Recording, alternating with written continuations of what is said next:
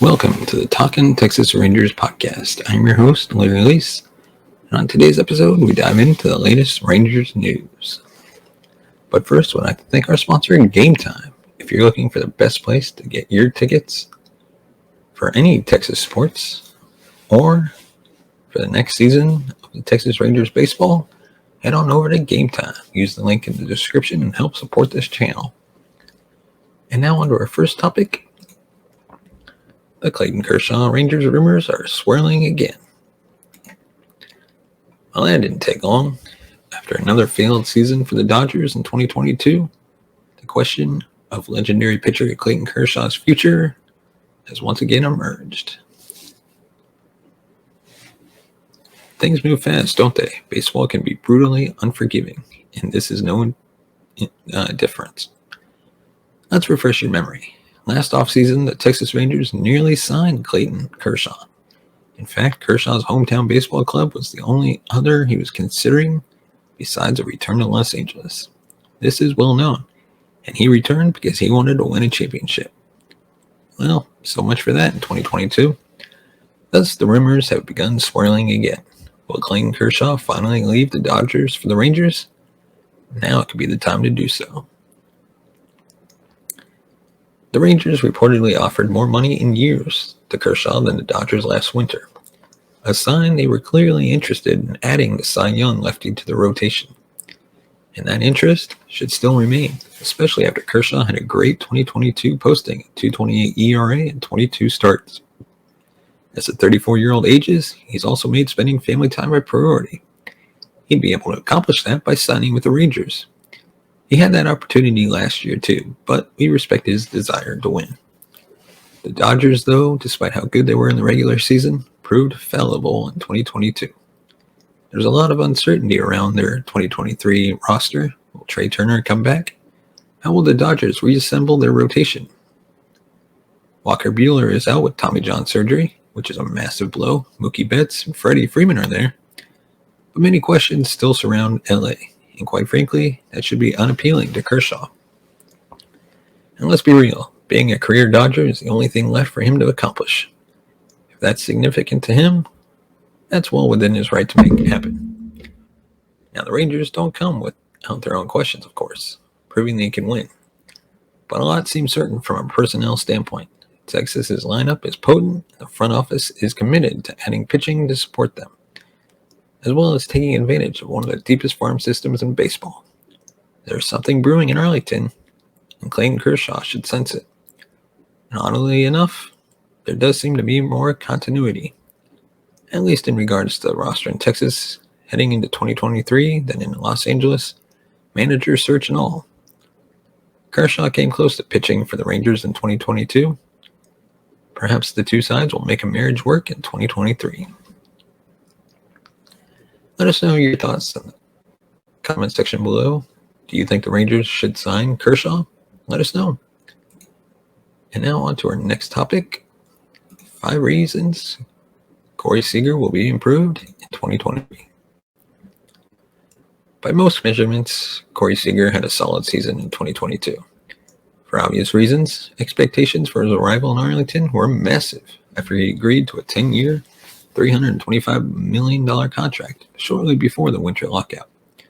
Seager accepted his deal one day after Marcus Semien secured his own 7-year contract with Texas, which left long-suffering Ranger fans eager to see what the duo could accomplish together in 2022. While the Rangers won 8 more games this past year than they did in 2021, the club's overall performance was disappointing and often puzzling. However, Rangers fans should be optimistic about the team's outlook for 2023. Specifically, when you consider a few key reasons why 2023 could be Corey Seager's best year at the plate so far. Reason number 1, he won't be hitting into a shift. In 2022, defenses shifted on Corey Seager in 607 out of his 654 plate appearances for a whopping 92.8%. That number is astronomically high, even for a left-handed hitter, considering most MLB teams shifted left-handed hitters between 55 and 65% of the time in 2022. For Seager, the result of the frequent shifts was a WOBA that was 70 percentage points higher when defenses didn't shift. Thankfully for Seager and for Ranger fans, the shift will no longer be allowed in 2023. The players and owners agreed to eliminate the shift as part of a new league collective bargaining agreement. It'll be interesting to see how much Seager's batting average and OBP improve as a result of the rule change. Reason number 2.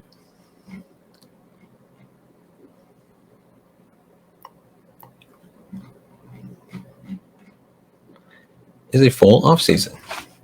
Despite the injury concerns when his contract was signed, Corey Seager made it through the 2022 season without a single trip to the IL. He played in 151 games, 144 of which were at shortstop. Now, for the first time in several years, Seager has a full offseason to rest, recover, and prepare for a new season. You may remember watching Seager's Dodgers play well into October each of his first 7 seasons, including a 2020 championship run that ended with a World Series MVP trophy. While Ranger fans would obviously prefer to be watching their franchise on the biggest stage of this year, the fact that Corey has a full offseason to get ready for next year can set the stage for a massive year. And reason 3, he knows what to expect in 2023. It's common for players, even all-star level players and MVP contenders like Corey Seager, to struggle in their first season with a new team. This is especially true when you switch leagues and don't have access to team personnel for the majority of the offseason. Remember, players were locked out from December 1st until March 10th while a new CBA was negotiated. In addition to having more time to prepare for next season, Seager won't have to adjust to life on a new team or in a new city in the upcoming season. And number 4, he's still chasing history. Perhaps you remember September 18th when Corey Seager broke the single-season Major League for home runs hit by a left-handed shortstop. Ironically, fellow Ranger Brad Miller set the record in 2016 while with the Tampa Bay Rays. Seager has a chance when the 2023 season begins to become the all-time home run leader among left-handed hitting shortstops. For now, Brandon Crawford holds the record with 139. With 137 career home runs, Seager only needs 2 homers to tie Crawford and 3 to pass him. If Seager starts the season on one of his classic hot streaks, he could break the record during the first week or 2 of the season.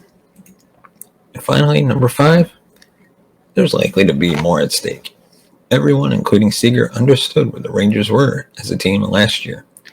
After 5 straight losing seasons, including a season in 2021 where they lost 100 games for the first time since 1973, the team was simply looking for signs of improvement. However, the narrative is different for the 2023 season. GM Chris Young has categorized team owner Ray Davis as frustrated and has gone on the record saying the Rangers intend to contend in 2023. Obviously, they will need to spend money on pitching and perhaps add an outfield bat if they truly want to play meaningful games down the stretch. However, it's easy to see how a guy like Seager, who played in 2 World Series and 5 championship series during his time with the Dodgers, would be energized by a chase for a pennant. Let us know your take on the comment section below. Do you think Corey Seager will be improved in the upcoming season? Do you think he will be better or worse than he performed this year? Let us know. And now our next topic. The Rangers have hired Bruce Bochy as their new manager. It was not long ago, this very podcast, that we had dreams of the Texas Rangers hiring Bruce Bochy to be their next manager. Well, apparently dreams do come true, as the Rangers announced that they hired Bochy to be the 20th full-time manager in franchise history. Bochy received a 3-year contract from Chris Young and the Texas Rangers front office to lead the organization back to prominence ahead of what should be an exciting and pivotal offseason for the team.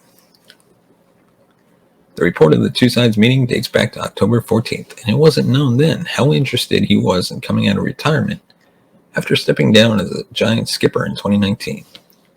Bochy and the Giants won 3 titles together in the 2010s, including one against the Rangers in 2010. In the press release announcing Bochy's hire, one quote stands out, saying, quote, "If I was going to return to managing, it had to be the right situation.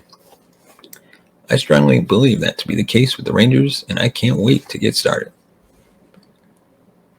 That's a ringing endorsement from a manager who has climbed to the top of the baseball mountain before. If he says the Rangers are ready, then fans should believe it, full stop. The 67-year-old knows baseball. This hire is particularly reassuring after the turmoil of last season, which saw the Rangers clean house with the firings of John Daniels and Chris Woodward in August.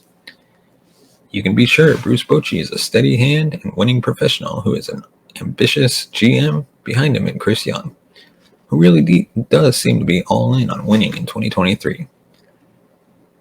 Now the players in the organization have a reason to believe, as do potential recruits from outside.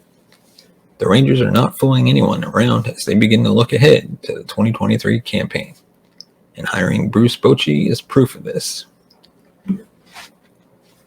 Let us know, was this the right hiring move for the Rangers?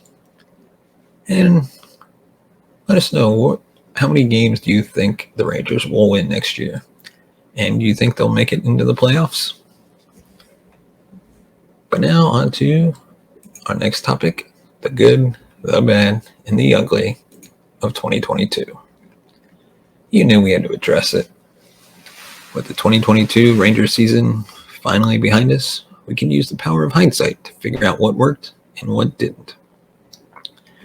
The distant memory of 2016 95 win playoff team is long gone in fans' minds, as the Rangers failed to remain competitive once again. After Texas' unheard of winter spending splurge in 2021, the team improved by a whopping 8 games. The 68-94 record is well short of expectations and projections. But as Ron Washington would say, that's how baseball goes. It remains important to analyze where the soft spots remain as they look to add to the team to finally make them competitive once again. So on to the good. Not all was doom and gloom, as it was in 2020 and 2021 in Arlington this year, as there were quite a few nice prizes to be proud of. To start off, we got to enjoy the prodigal child's return, a batting title competitor, and some new guys to the group. Martin Perez's return was one that neither party will forget. After an 11-year career that saw him move from promising prospect to bust to journeyman and finally an all-star, Perez was the bright spot in the dark abyss that was the Rangers' rotation. Game in and game out, you could count on Perez to put up a fight and give the team a chance to win. He set a career-best 2.89 ERA, giving the Rangers their first start with a sub-3 ERA since Yu Darvish in 2013. On the other side of the ball, Nathaniel Lowe emerged as the middle-of-the-order bat to hold down first base and solidify the Rangers' infield as one of the best. Adolis Garcia's sophomore year is worth noting here, but it's hard to beat someone who could very well earn a Silver Slugger in his second full-time year. Lowe led All-American League first baseman in a batting average, OPS, and home runs, as well as second in walks and fourth in RBIs. He's earned the right to be a staple in the lineup for the next few years. The new guys to the group also showed that there is hope in the future. The additions of Corey Seager, Marcus Semien, and John Gray may not have met the lofty standards many had set, but improvements they were. Seager led all shortstops in home runs with 31. Gray had a career-best 3.96 ERA, and Semien turned the corner late in the year to post a team-best 5.7 WAR. These guys weren't even the most exciting newcomers, as we got to enjoy watching Ezekiel Duran, Josh Smith, Bubba Thompson, and Josh Jung make their Major League debuts. None of their performances would win a Rookie of the Year award, but each of which demonstrated why they were such highly thought-of prospects. Meanwhile, we also got to see Mark Mathias surge onto the scene, having a big home run games, including a walk-off. On the pitching side, Brock Burke, who could be the Rangers' Rookie of the Year, set himself apart in the bullpen as the most reliable arm to come into games. Now, the bad. In a 94 loss season, there's going to be a lot of bad. I'll point out the obvious, though, in pitching. Both the starting rotation and bullpen were the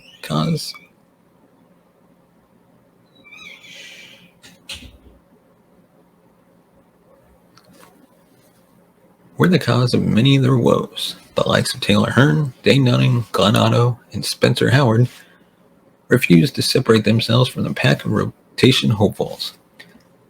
Adding in Cole Reagans to that group, they averaged .493 ERA with only Dunning managing double digits.